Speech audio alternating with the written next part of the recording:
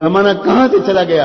امت کے ہمارے لوگ عالم عرب کے عرب نوجوان کیا کیا فکریں کر رہے ہیں، اور ہم آج مدرسے والے تبلیغ پر، تبلیغ والے مدرسے پر، یہ دونوں مل کے خانقاہ پر کیا بکواس ہو رہی، کہاں لگے ہوئے ہیں؟ ہماری گفتگو کا موضوع یہی ہے کہ یہ کام افضل، یہ کام افضل، یہ بیکار اور وہ بیکار۔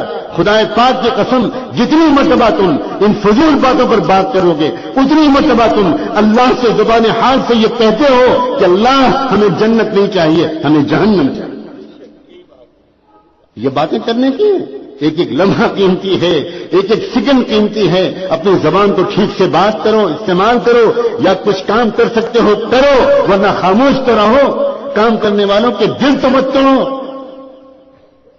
جانتے ہو کہ جو علماء کتابیں لکھتے ہیں، جو علماء فتوے لکھتے ہیں، جو علماء قرآن اور بخاری کا درس دیتے ہیں، انہوں نے اپنی جوانیوں کی بہترین راتیں، تم تو اپنی بیویوں سے لطف اندوز ہوا کرتے تھے، اور وہ نوجوان علماء اپنی جوانیوں کی بہترین راتوں کو کتابوں کے ساتھ گزارتے تھے، تب وہ اس قابل ہوئے ہیں کہ وہ قرآن کا درس دے رہے ہیں۔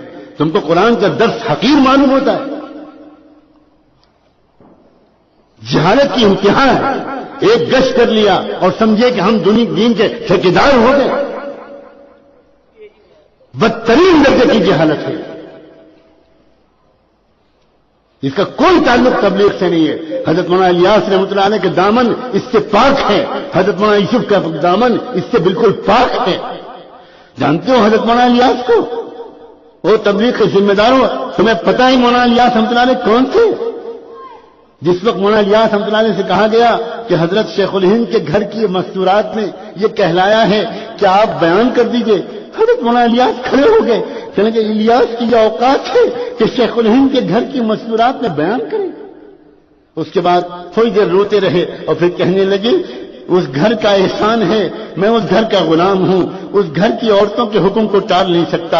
اس کے بعد ننگے پیر دیوبند کی اس گلی میں چلے جہاں میرے والد صاحب نے اس گلی میں چل کر مجھے بتایا، اس گلی میں شیخ حضرت مولانا الیاس رحمۃ اللہ علیہ کبھی چپل پہن کے نہیں چلے۔ اللہ اکبر! کیوں؟ فرمایا یہ میرے استاد کے استاد کا مکان ہے، میں یہاں چپل پہن کے نہیں چل سکتا۔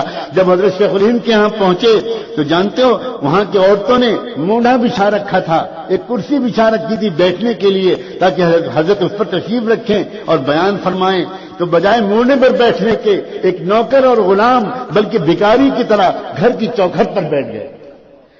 گھر کی عورتوں نے کہلوایا حضرت سے کہو کہ اوپر آ کے بیٹھیں، کہنے لگے میں اس گھر کا غلام ہوں، میں چوکھٹ سے آگے نہیں بڑھ سکتا۔ کیا ہو گیا ہے لوگوں کو آج؟ کیا قیامت قریب ہے؟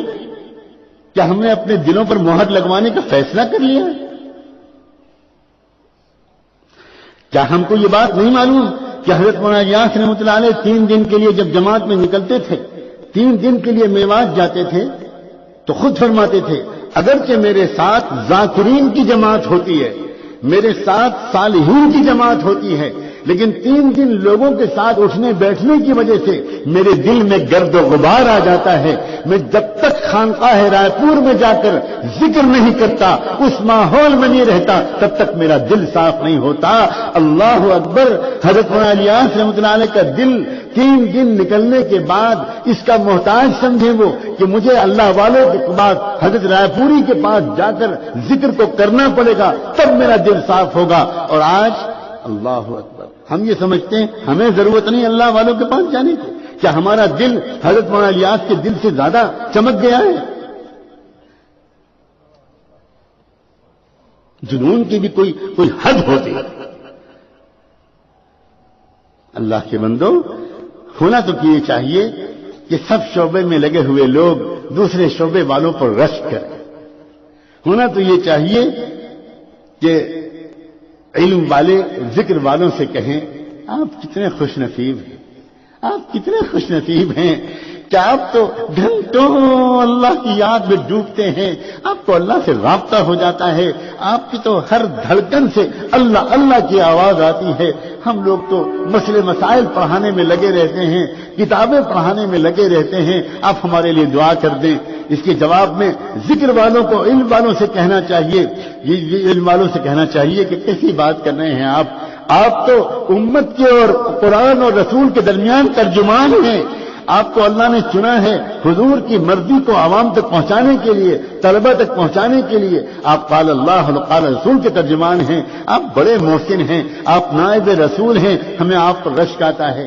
اور ہونا تو یہ چاہیے کہ یہ دونوں مل کر دعوت والوں سے کہیں کیا آپ کا نصیب ہے، آپ کتنے پیارے ہو، اپنی جان مان لے کر آپ نکلتے ہو اللہ کے راستے میں، آپ گشت کرتے ہو، آپ کو لوگ جھلکتے ہیں، آپ کا لوگ مذاق اڑاتے ہیں، آپ کا لوگ دل توڑتے ہیں، آپ برا نہیں مانتے، آپ ان کے لیے دعا کرتے ہیں، آپ تشکیلیں کرتے ہو، آپ ملکوں پھرتے ہو، آپ بہت اونچا کام کر رہے ہو، ہمارے لیے دعا کرتے رہا کرو، ہم بہت محتاج ہیں۔ اور دعوت والے پلٹ کر علم اور ذکر والوں سے یہ کہیں حضرت یہ آپ کیا فرما رہے ہیں، آپ کا مقام، آپ بہت اونچا کام کر رہے ہیں، آپ تو العلماء ورثۃ الانبیاء، آپ تو انبیاء علیہ السلام کے وارث ہیں، ہم تو بہت معمولی لوگ ہیں، یہ تو غنیمت ہو گیا تو کچھ کلمے نماز کو سیکھنے کا راستہ ہمارے لیے بھی نکل آیا۔